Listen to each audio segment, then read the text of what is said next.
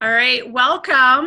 I am Adrienne Furrie, and I am here with my guest today. This is the lovely and wonderful Kirstey Jane. So, Kirstey, thank you so much for being here with me today. Kirstey and I met. We had the opportunity of working together back in the fall. We did kind of like this. We ended up doing this marathon of about 3 days of back-to-back makeup, image, photography kind of extravaganza of just shy of about 200 people. Yeah. And so we had a really good chance to get to know each other quite well. And we really hit it off. Like, we have a really fun, I mean, of course, different people, but very sort of similar approach to what we hope for the clients that we're working with, and how, and just being kind of taking a bit of a lighthearted approach to all of this to help people, especially lighten up in front of and relax in front of the camera, which is what we're really going to be talking a lot about today with Kirstey. Is really her real gift and area of focus is photography. So just a quick bio on Kirstey Jane. Kirstey Jane is a professional corporate and fashion photographer, and also a total whiz with hair, which your hair looks beautiful and wonderful today, as it always does. And you specialize in making people look and feel great, which of course is right up my alley. I mean, that is what my whole thing is about. So I think you and I have so many similar kind of values and priorities around the work that we do with our clients. And you are the founder and creative force behind supercorporatepeople.com, which is known for delivering really good people pictures. And then you also have the whole creative side as well to your work. So welcome, Kirstey Jane, and thank you so much for being here. You're so welcome. This is fun. So let's just dive right in here. So photography, like that's really going to be our focus of what we're going to be talking about today. Photos, right? Like getting their picture taken. I think that in at least the line of work that I'm in, and obviously your line of work, I find that the idea of getting photos taken is something that seems to really strike fear in the hearts of a lot of people. And so, I mean, and some people are obviously much more comfortable in front of the camera than others, but let's talk about photographs for a little bit. So why do you think it's really important for people to have good images of themselves? My true belief of this is that we're all very, very hard on ourselves. That's the bottom line. You can, if a little kid is in trouble, for an example, and they know you've caught them out, if you were to ask them what punishment they should get rather than what you're going to tell them, then 9 times out of 10, they're going to give you, come up with a far worse example than what you would actually do. Because automatically as human beings, we always assume the worst. We always assume that, this is the worst I could possibly look, or I'm so not as good as this person, or we're very, very self-deprecating. We keep that to ourselves.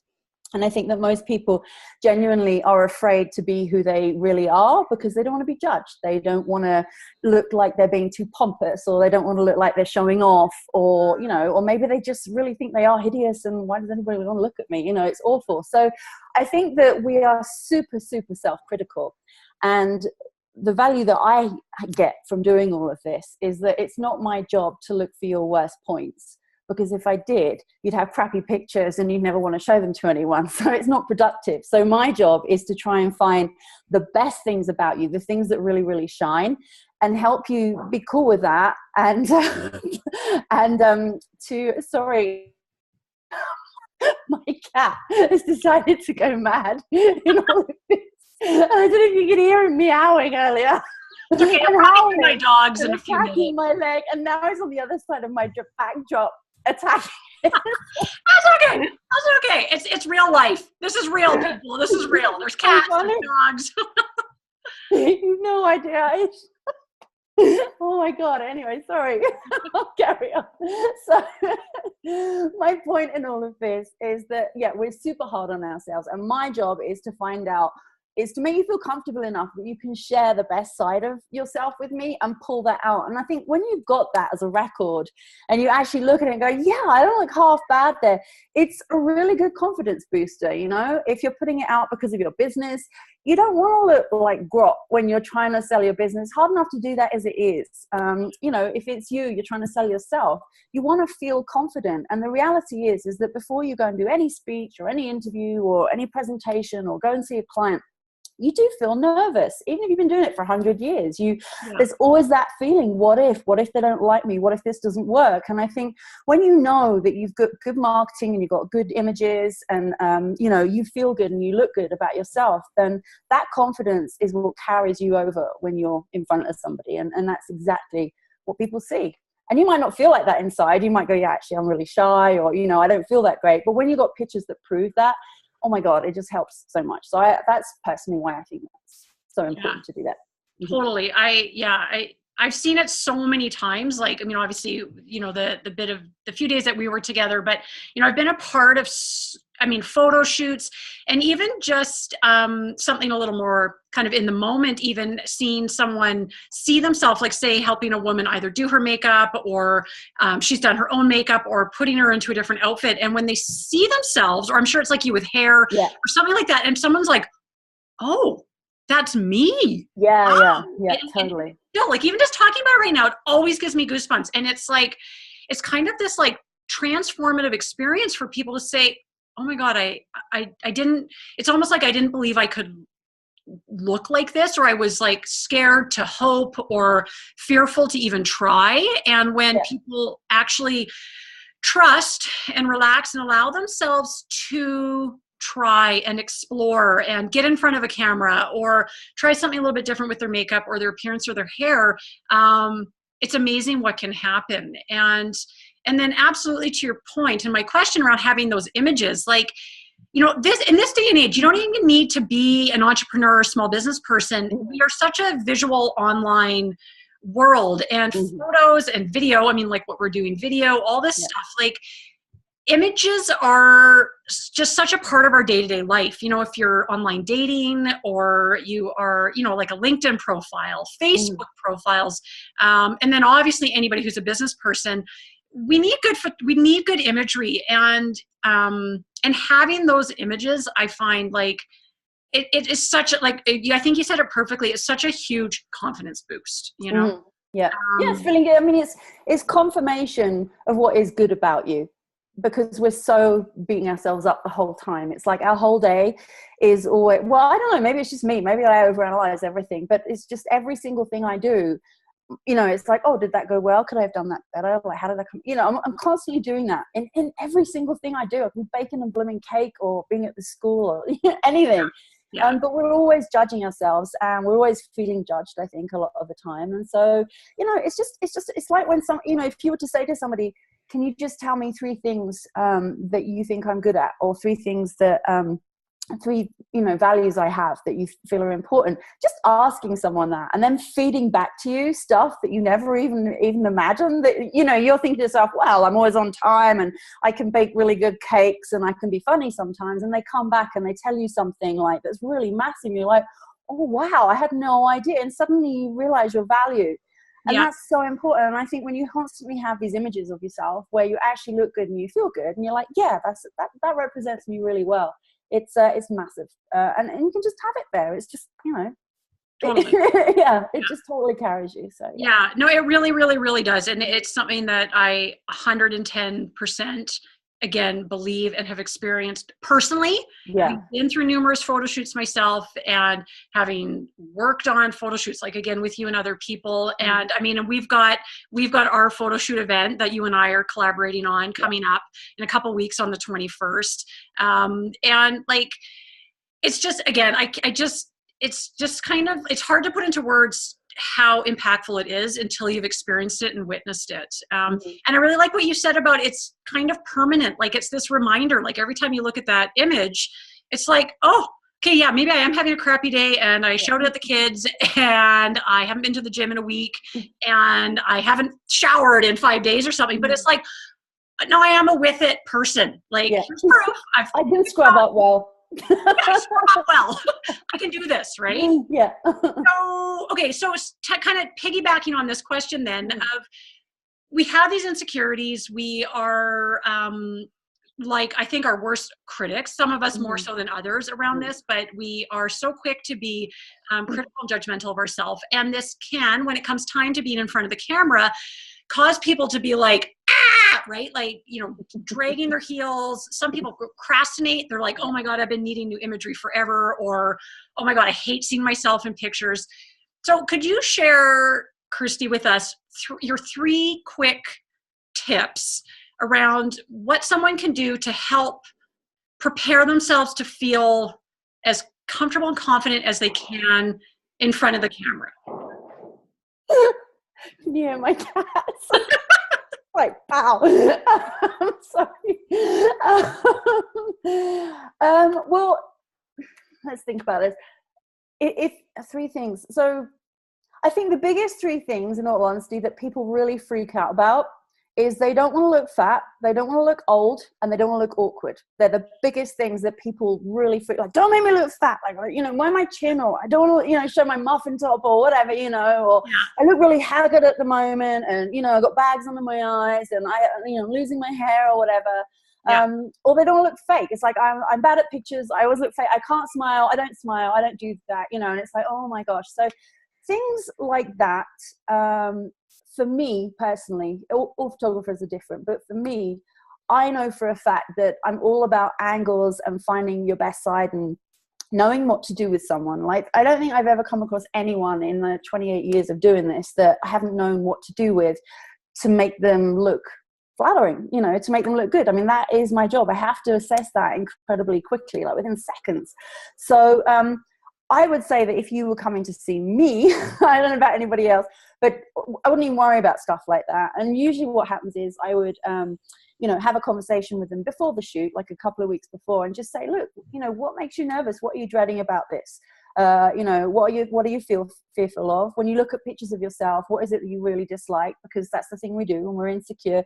We go in and we look at the first thing that we don't like about ourselves. And if that thing in that image kind of doesn't look that bad, it's like, oh, actually I kind of look okay there. It could, you know, despite what we're wearing and what expression we're pulling and all the other things that everybody else is seeing, we're just looking at, does my nose look big, or have I got, you know, muffin or whatever. And it's kind of irrelevant. So if I know all of that ahead of time, then we can talk about it, put them at rest, and it's just kind of like, okay, so I've got your back here. I'm your mirror. I'm going to reflect back all the things that you want to see, not the things you don't want to see.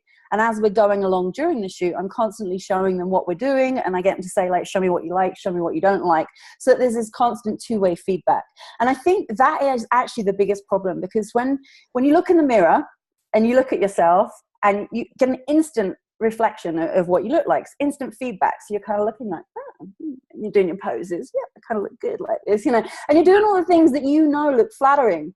But then when you take the mirror away, you can't remember how to do that pose or what it was that you were doing, and there's no feedback. So it's really important that you have a photographer who knows what you don't like and is feeding back to you the things that you're going for. So I think that's super important, to make sure that whoever you're using, that you feel that you trust them before you do that, that they've got your back, they've got you covered, and that they wouldn't post a picture of themselves of how you wouldn't like it either. Do you know what I mean? Like they kind of get you. I think that's super important. And usually just take care of the details. So again, you know, I'd send out like hints and tips before they come, just things like, you know, the difference between taking a selfie on a cell phone and the difference between a professional camera is the amount of detail. So, you know, not to scare anybody, but, you know, when we've done these pictures, I'm putting them on my, you know, my big 3-foot screen here, and I'm like zooming in. I can see every pore in your skin and every eyelash and everything, you know, and that's the level of detail that I'm checking at. So in all honesty, you know, you might think, oh, it's, you know, it's fine. But if you've just eaten and then you come to the shoot, there's going to be tiny bits of food in your teeth, you know. If you haven't plucked your eyebrows, you know, freshly, you're going to see the little dots and the little hairs. You know, if you're a guy and you haven't trimmed your nasal hair, I mean, these are really things that I was like, oh my God. Now, I'm not analyzing this when we're on the shoot. I'm not looking at this stuff, but I know that afterwards in processing, this is the stuff I'm going to be sitting there taking care of, editing, pulling out, and so on. So, I mean, if you want to feel confident, take care of that stuff before you come, you know, like make sure that your nails are clean and manicured, because, you know, usually you're not planning to put your hands in the shot and, you know, do these 80s poses. But sometimes you might be in the middle of a pose and you're just kind of like laughing, going, oh my God, you know, and then there's your hand and it's right in the picture and you've got this like manky fingernail or something. So it's like, big scraggly, like dirty fingernails. And you're like, oh my God. Or some people are chewing gum and it's stuck at the top of their mouth here while they're smiling, you know. So just silly things like that. Just to take care of those, because I think those are the things that you sort of freak out about afterwards. Like if I was to actually show you the pictures immediately afterwards, as big as I see them, you know, people would be horrified. I don't never let them know that, you know. So. Well, and that's a good question too, because with all of the post-production editing that can be done, do you think some people might kind of, well, let me back up, and how can I rephrase this better? Because you can probably go in and edit out a certain amount of these details, like the scraggly nose hair or the, you know, spinach in the teeth. Where is the benefit to the individual, like the person that's going to have their photos taken, still coming with those details taken care of? Like, how does that benefit someone? Because then they can feel completely confident that everything is taken care of. And because we're already feeling judged, it's like when you've got the reason you don't want your picture taken is because you're being scrutinized. Somebody is like, it's like, you know, if you're in a doctor's surgery and I just walked up to you and came up like a foot away and just looked at you and started examining your face, you'd just be horrified. But that's pretty much what's happening when you get your photos taken. Someone is just literally putting a lens and focusing on one thing. And that feeling is awful. And if they're not telling you what's going on and what you need to do, and you don't have the confidence that you have their back, you're there to make them look good, you know, and you're warming them up and trying to pull the real them out. If you can't make them feel like that, it is nerve-wracking. I mean, you may as well just go and stand there naked, because it's just, well, it is. No, absolutely. I mean, on the makeup side of things, when I sit down and I do someone's makeup, I sit and I look. And I look at them. And it's always a funny kind of experience for people, especially if they're not used to, say, having their makeup done a lot. Like, it's just not something, because most people. No, I don't like having my makeup done for that very reason. And it's kind of a weird experience to have someone just sit and look at you. And because I think in our own heads, we go to judging. They're judging. What are they seeing? Is there spinach? Is there like, what's going on here? Whereas my eye, and I'm sure you behind the camera, and my eye when I'm helping to, you know, do someone's makeup or prep them for something, I'm just taking a really objective look at like what coloring and who they are. And like, it's just all the wheels are spinning and I'm sitting and just kind of processing. But it can be a very, I've seen it so many times where people kind of squirm and they're like, oh, I'm not used to being looked at like this. And so I think, again, the whole experience of maybe having makeup done and then certainly being in front of the camera, we know that we are putting ourselves out to be seen like that. But I think it speaks so critically to, like you said, and I, of course, agree 110%, that the people, like, we're on your team, right? Yes. There as helping you to look your best, and you behind the camera, and you helping to, you know, place hair and do all that stuff. Like, know that, you know, us, if you're coming to a photo shoot with us or with, you know, another photographer, another makeup person, whatever that might be, assuming you found the right people, like, they've got your back. We've got your back. Yeah, totally. Okay. So now I know you love doing tons of corporate photography, and it's definitely something that is like a really strong sort of area and expertise for you. But I also know that your real love and passion is more on the glamour fashion photography side. So could you explain to me and our viewers and listeners what it is about helping a woman and a man or a man to really kind of feel their most glamorous and beautiful? What about that really excites you? You know, it's funny. The only reason that I do corporate photography is because I live in Calgary. I'm being serious. Calgary is not fashion central. It's not media central. I mean, I'm from London in England. So that's where all the film studios and the model agencies and everything was going on. So that was always my forte. I wanted a career in fashion. And then, won't go into it now, but long story short, I'm now here. I've been for 16 years. But that's not where the money is. It's not where the business is. Where the business is we are corporate Calgary. And so the first thing I noticed when I first walked around, when I first came in Calgary, was that all the guys were just walking around in chinos and holding coffee mugs. And I was just like, oh, wow, is that it? Like, is that what people wear? It seemed to be like the uniform, you know, the golf shirt, the golf shirt, that kind of stuff.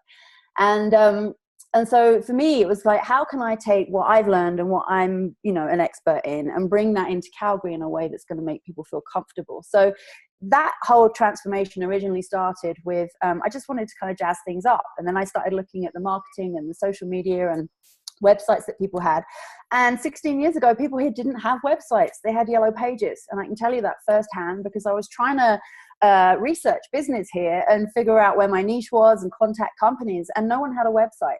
And it was the weirdest thing. And I'm, you know, like my dad who lives here said to me, well, you just go through the yellow pages. And I was like, you gotta be kidding me. I was like, it's gonna happen. Like, the rest of the world is there. When's Calgary gonna catch up?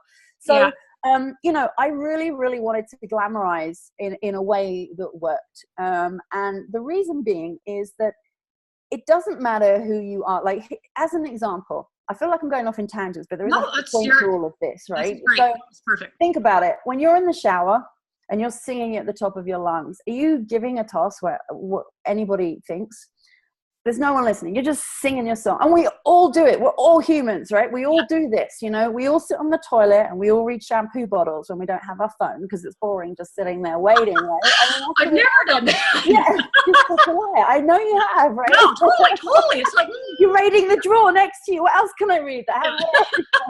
Yeah. So, you know, we're always doing things behind closed doors that nobody knows about. That's who we really are. Like, my kids know who I am. They see the ugly side of me, the funny side, the grumpy side, the happy side. And, you know, the minute I actually look like I feel I'm being me and dressed up, they're like, why are you so dressed up? You don't look like that. You know, that's not who you are and everything. And it's like, actually it is. It's just I'm trying to hide all the rest of the crap from everyone else. So deep inside, everybody is who they really are. And then the thing is, you know, when they're at work, they're a different person. And when they're with maybe a new partner, they're a different person. When they're with friends, they're a different person.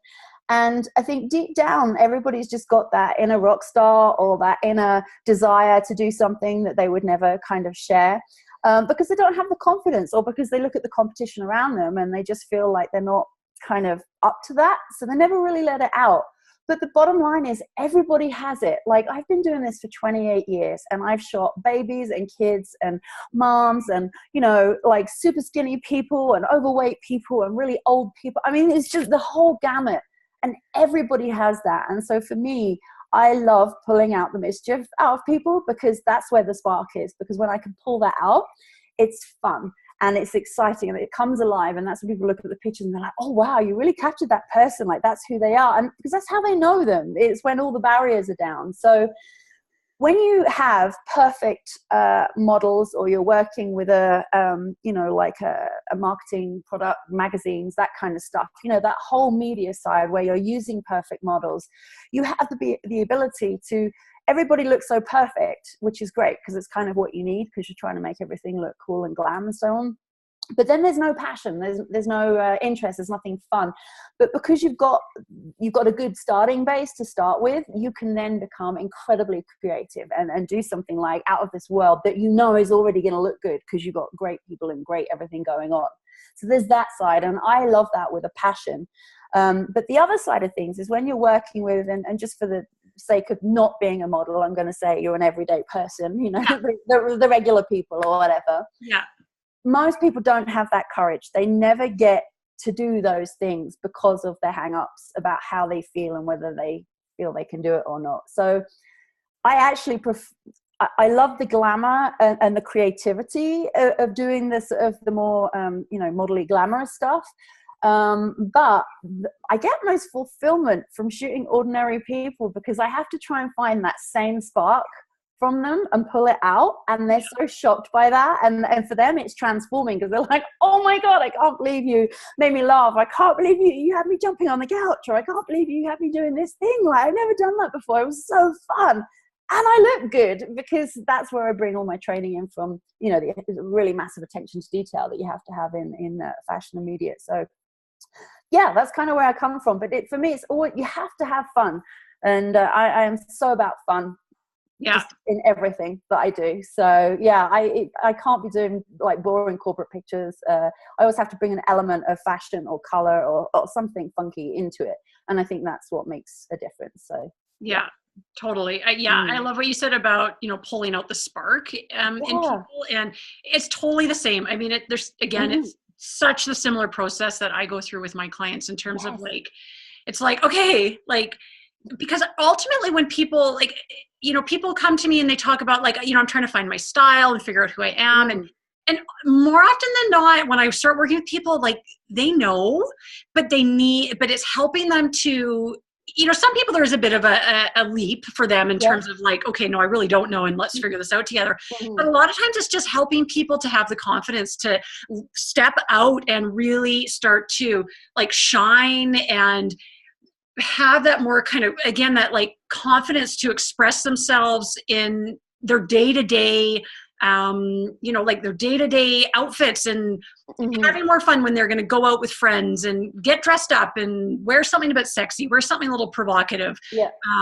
Because I totally agree. We all have that person inside us, and it's just a matter of really like creating like that dialogue with yourself. And then again, like the type of work I do is like, how do we get that to translate to the outside, Right, because I mean, we never see ourselves how everyone else sees us.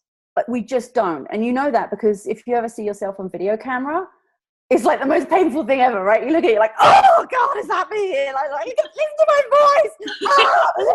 I mean, I wouldn't even get to watch this, right? Yeah. But it's funny. I'm like, but people still like me, even though I'm this horrible thing. It's like, oh.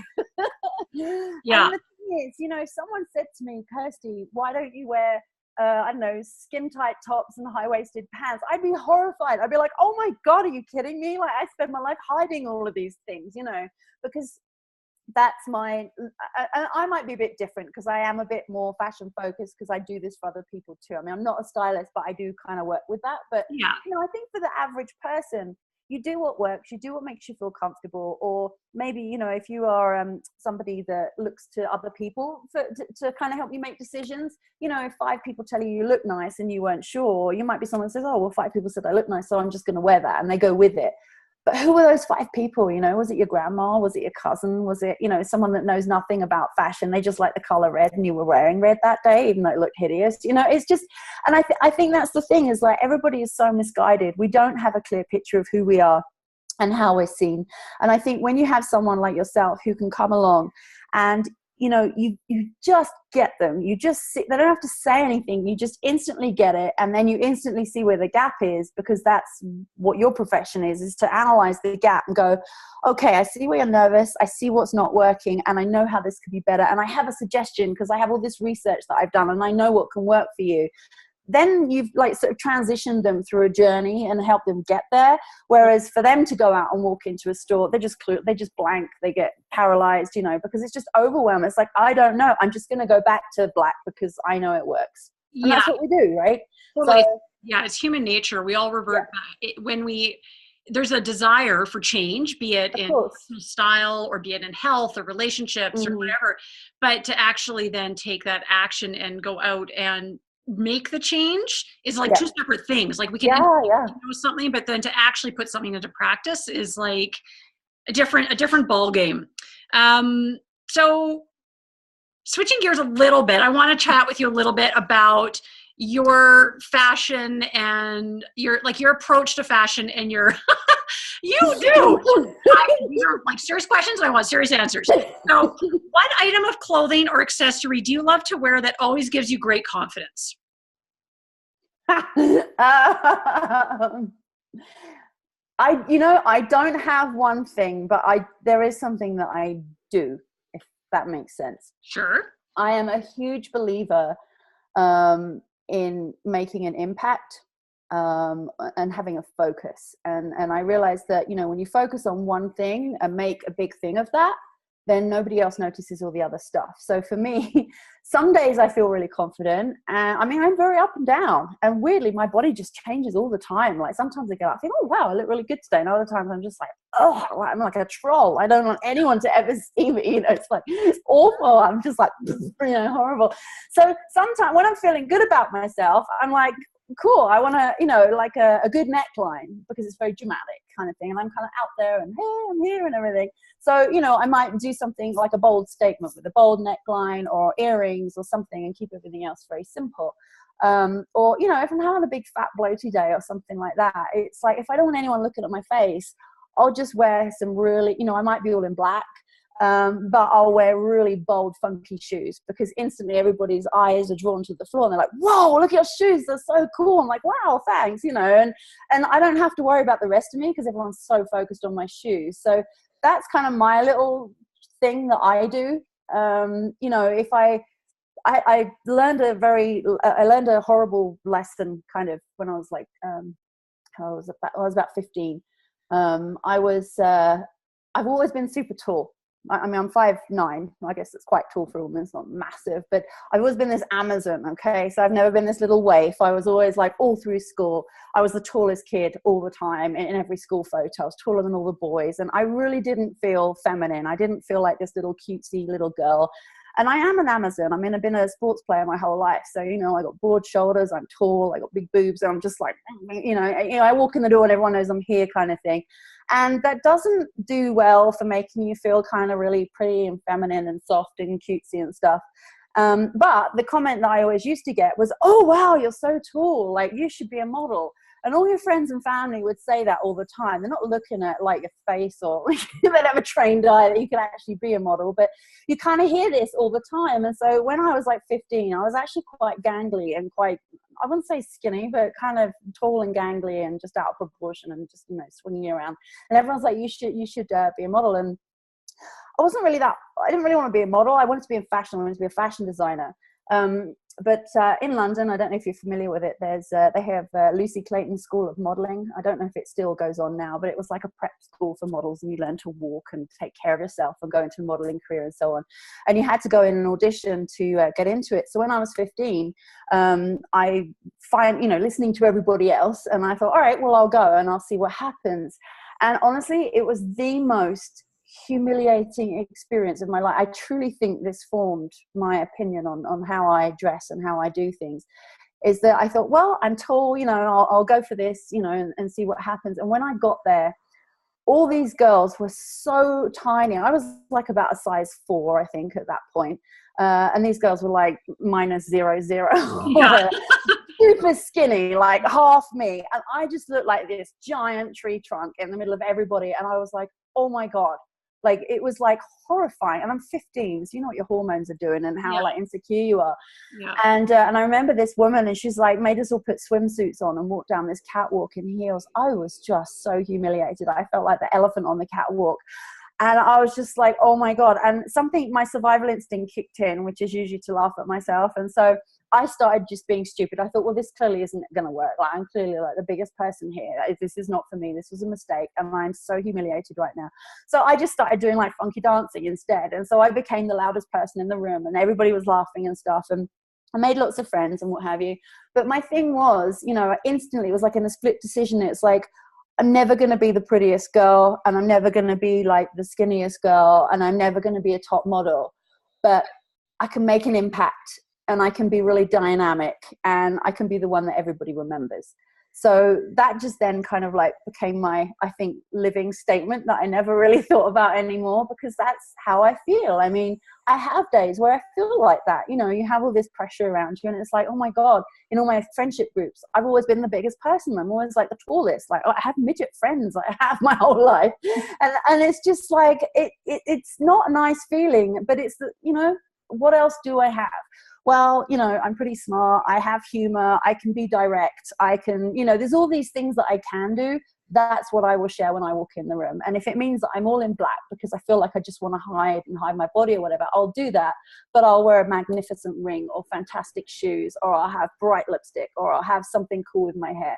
And that's really been my sort of survival thing. So, I feel as crappy as everyone else, and I hate having my picture taken, because it's like horrible. I take all my own pictures with a remote control because I know what I'm looking for, and I just haven't even found anyone myself that I trust who's got my back, who really, really gets it. Like that is that. I think that is the key thing. It's so important in anybody that helps you with your image, whether it's your makeup artist, your hairstylist, your your fashion stylist or your photographer, anything like that. You have to connect and have that bond that this person has got my back. And they are looking out for me as much as I'm looking out for me. And I feel comfortable sharing all my ugly things because I'm really embarrassed about them. They don't judge me. They don't make me feel like that. But they're going to try and help me because they've got more knowledge than I have. And it's kind of, that's why we get on, because I know that you work like that too. It's kind of, you have that same thing, right? So, totally. Yeah. I think it's that whole, it's like picking whatever that little element of whatever it is in that moment that's going to help us to feel good. And I mean, and good is kind of one of those, it's such a bland word and I wish I had a better word to use, but like, it's not like every single box has to be ticked. No. To be perfect. Like, 110 pounds, check, and 5 foot, whatever, check. And like, and perfect outfit. Like not at all. Like, none of, and that's kind of what I hear as sort of what I'm pulling out from what you're sharing right now is everyone's got their things, right? Like they're, oh God, yeah. Like, and even the models, like the models. I was going to say, the models are the worst because you hear that. I'm not joking. I like, and this is why I prefer shooting like regular people sometimes, because they follow direction. It's like, they're just like, look, I don't know what I'm doing here. Whatever you can tell me that makes me look good, I'm just going to go with it. I trust you. And then they're so moldable that the transformation is massive because like the smallest change they make has such a massive impact. When you have a model, and there's nothing wrong with models. There's nothing wrong with beautiful people, right? I mean, we want to be one, but the bottom line is that's their baseline. Their baseline is perfection. So, it's like being the smartest kid in the class. Like the pressure to never look dumb and never sound stupid is massive. And that's why the really smart kids, are killing themselves because they can't take the pressure because they can't cope. And it's the same with looks. You have these models and, the experienced ones will just come in and they just instantly like, they do all this. And I'm like, stop it. And they're like, what? I'm like, I don't want that. I don't want your, your down pattern routine that you do for photographers. Like, I want you to just get rid of all that. Like, let's chat, let's be human. I want to know who you are. I'm almost like want to direct you like more of like a movie director, because I have a role, I have an idea, I have this thing, and I want you to really like feel it. And you can't feel it when you come in and you're doing all your stuff because that's your stuff. And we need to get rid of that. So, they're the most self-conscious people ever because they're like, well, I don't want you taking it from this angle because it never looks good, or and so. We all have it. We all have our stuff. And I think it's so important for everybody to realize that it just doesn't matter like whether you're super skinny or really big or tall or short. I mean, we've all got our stuff. And even if you look like you're perfect, the idea that I'm suddenly shoving a camera in your face is going to, I have these CEOs of these giant companies show up and people are terrified of them. They don't even speak to them and they're cowering and, I don't know if Mr. So-and-so is going to be ready. And I'm like, whatever, just send him out when he's ready. And he comes in and, you see the staff scattering around and so on. And then he sits down and he's like, okay, I'm just going to tell you, I don't like this. Like, I'm losing hair here. I don't want you shooting me from above and I don't want this and blah, blah. And instantly you just watch them turn into this like little teenage girl. And you just kind of like laugh to yourself. You're like, all right, relax, man. And you just kind of have a laugh with them. And they're just like, oh my God, thank you so much. Like they're so indebted because the idea that everybody thinks that I am so this, and then I don't feel like all this inside when you're pointing a camera at me, it's like instantly the confidence is shot to pieces. It's gone. So, it's our job to really, really reflect back the good. It's not about picking holes in them. It's about helping them and helping them get to the, what is it you don't like? I've got that part. Don't worry. Now let's focus on this over here. You've got a fantastic tie on. I love your get up. It's awesome. So, it makes me smile. And you were just laughing when you were telling me the story. Like that's the laugh I want to capture. So it's not going to happen by you sitting there and, doing your fake pose. Yeah. We're just going to chat. And as we chat, they laugh. Bam. That's when I've caught the picture and they didn't even know. So, So what has been your best fashion or beauty purchase under $100? Shoes of some kind, I would have to say. I'm a complete shoe addict. Winners, is just awful. Like in a good way, because you know, you just pop out because you've got to grab I don't know, a lampshade or a duvet cover or something like that. And I always, that's when the shoes are looking at me, and there's one pair in my size, you're never going to see them again. And yeah, I have these awesome, I have many awesome shoes, like probably around 150 pairs, somewhere like that. I've had for like, I got shoes I had when I got boots I bought when I was 16. They still fit me and I still wear them. So, yeah. you know, when you have that many shoes, they never wear out because you only wear them like 2 days a year. So, you know, that's my value. And what is it about shoes? Like, do you know what it is about shoes that you love so much? Because shoes don't judge. You can be really skinny or really fat or have horrible legs, or, you know, all the things that could possibly go wrong with you. You can have an ugly face day, a horrible hair day, but when you've got good shoes on, everyone's like, oh wow, I love your shoes. Like, the shoes don't change, and they just offset everything else. And, you know, if you lose weight, gain weight, whatever you do, your shoes still fit you. And they're just a really cool addition to shoes. Yeah. I don't know. That's my thing anyway. Yeah. It's a lot of women love shoes like that. Yes. There's something about shoes. And what would you say has been your best purchase, fashion, beauty purchase over $500? I would say tailoring. So buying something that is either made to measure, like having a dress made to measure, or one of the things I really want to do, I haven't got around to it yet, but it's like I have a couple of pieces that I'm like, oh my God, this was made for me. And I spent the money because I'd never felt so, I don't know what the word is. I think when something really structurally fits you so well, so perfectly, and you can move in it, and it just kind of like accentuates all the right things, it makes you feel like $1,000,000. And so what I've done, I've got about 4 things like that. What I want to do is get them all made in lots of different colors and lots of different fabrics, and take them to somebody and just say, right, here's my pattern. This is what works for me. And because every time I wear it, everyone goes, wow, you look awesome. And I've got about 4 things that do that. They always have that impact. And they're not necessarily anything, you know, outrageous or crazy, but it's just because of the way they drape and the way they hang. And I would always say it's tailoring. And same with a man, like with a made to measure suit, you can always tell the difference. Like, to me, that's so sharp when you see a suit just fitting perfectly, you know. There's no sort of like swinging pants and pleated trousers. Here in Calgary, do you have a go-to resource that you like for tailoring? No. No? I know of a couple of places. I've used different places, but I don't. And I wish I did. That's one thing that a couple of people recommended little places for me, but what I would love to do is have someone who, actually there is someone, isn't she? I follow her on Instagram. She's like, she's a designer. She does everything herself. I don't know if she does alterations and stuff like that, but she creates her own stuff. She's NRV? No.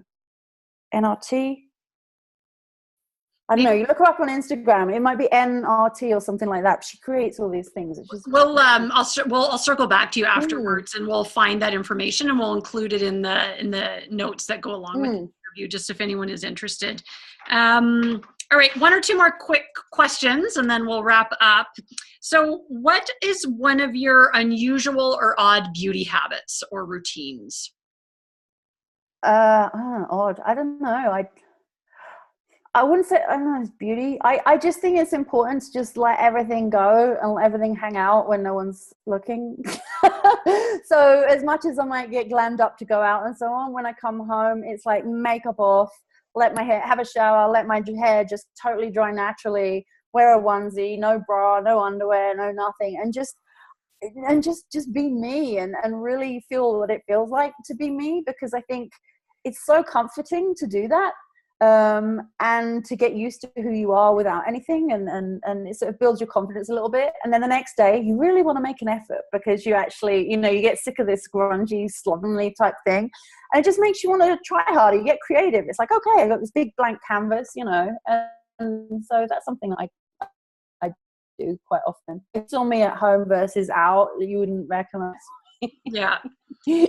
That's just, you know. Yeah, no, for sure. And I think that's, it is important, to feel like we can really just be ourselves, and not that we're not ourselves when we're dressed up and are out in the public, but to be able to just really relax and be comfortable in our own skin, and wear what we're going to wear at home. And like, one of my beliefs is that I think every woman should, and I always use the word should, carefully, but we should be equally comfortable walking out the door looking glamorous and beautiful and made, and walking out the door not looking really rough and like, No. but like just as we are, like no makeup, just simple clothes, and feel equally confident and comfortable in both selves. That's kind of what I was trying to say. You said it so much better. I think it's being comfortable in your own skin, like being comfortable with who you are. So, I wouldn't open the door with no bra on. But, I'd walk around the house with that. And if the doorbell rang, there's certain things I do, but I wouldn't feel the need to plaster my face with makeup. I think that's really important because, you get caught in the rain sometimes. Like, you want to do fun things like sports and activities and silly things that happen. And if you're constantly worrying about what you look like, then I think it's just really sad. Like, just, it's just an enhancement really, isn't it? So, and then every now and again, we were like really throw it out the park and, look like $1,000,000. I just think it's nice to just move through all of those different places. Yeah, absolutely. And to have, I think, the ability to do that, because what I hear from a lot of people that come to find me, obviously, is for a kind of a host of reasons, they don't feel like they've ever really picked up that skill set. Like, so they have this desire to be able to, like, I'd love to be able to do a smoky eye, or, I wish I knew how to pull off a bold red lip or whatever. But somehow the skill set never really got established, again, for like a whole bunch of different reasons. And so, I think for people to kind of wrap their head around the idea too, that like all of this is a skill set. And so because it's easy to look at other people and think like, oh, how did they just know how to do that? And it's like, no, like they learned, like you're good at hair because that's a skill. Like you've been trained in it. And photography, like you're a trained photographer. And like all of these things it's an ongoing input of effort and learning to figure it all out. And so I guess by saying all that, just to not be hard on yourself if you've hit the age of 35, 40, 45, whatever that is, and you don't feel like you've ever figured it out, you haven't failed somehow. Like, it's not a failure. No. And I think also when you see someone that does look really, like if you're on, I don't know, Facebook or Instagram or something like that, and you see someone that and it's like, oh my God, look at her look. She's just like, she just got out of the shower. She's got no makeup, or she's not even done her hair or whatever, and she still looks amazing. I hate her. And it's like, well, why don't you ask her what she does? Because I know for a fact that when she wakes up in the morning, she does not look like that. Like, she's like this. She's got, some boogers in her face, in her eyes, and all that kind of crap. But the point is like you can, like same thing with, when I'm talking to clients about hair, like they come in and they're like, I hate my hair. It's like super curly. But when I see them, it's poker straight. And I'm like, so if your hair's super curly, why are you wearing it poker straight? Well, because I hate my curls. It always looks really frizzy and horrible. And I'm like, well, then show me what you do. And, they're ruining their hair and they're spending an hour on it, straightening it out because they hate the curl. And so we'll go through, we'll cut it, we'll play around with it. And they're like, see, look, as it's drying naturally, it's all fuzzing and everything. And I'm like, okay, so if you just take a little bit of product and you just take each section and you just kind of like wind it around your finger and let it go and leave it. And then you do the next one, you go the other way, and then you let it go. Now, don't touch your hair. The more you touch it, the more it's going to frizz and go crazy. You're just going to leave these little ringlets all in your hair. And then later on, when it's dry, while you're doing your housework and so on, you're just going to put your head upside down, just give it a little shake, don't touch it, and there you go. Now you look like this girl. And she had that idea, and that's what she does, and she has the impression that but if you look closely, she's wearing mascara and she's got lip balm on, and that's what's making her look like she has this fresh dewy face with freshly washed hair, and it's that, right? And we know that because that's what we create. But people don't think to ask. They just literally look and go, oh, well, look at her, and it's like, well, ask what they do. You look fantastic. What's your secret? Tell me how you do your hair. People are so willing to share, especially when you compliment them and so on. You get so many tips that way. Totally. Like, and that's one of the things that I'm always talking to people about, is one of the skills that you're going to have to work on is really being almost like a scientist and being objective and being like curious and being like, what is actually happening? What am I seeing? Because again, like hair and makeup and clothes, there's it's a lot of like illusion. And so, and it's training your eye to be able to look at something objectively and say, okay, I see what's going on here. And as a side note, of course, that's where things get a little extra confusing with a lot of the like filters and Photoshop and all that kind of stuff. But anyway, that's another conversation for another day. Okay, one last question and then we'll wrap up. So what is a what if that you ponder about your personal sense of style? What do you mean? Or what if I did something? Like, what if I did this? Or, I wonder about that. I don't know, to be honest. I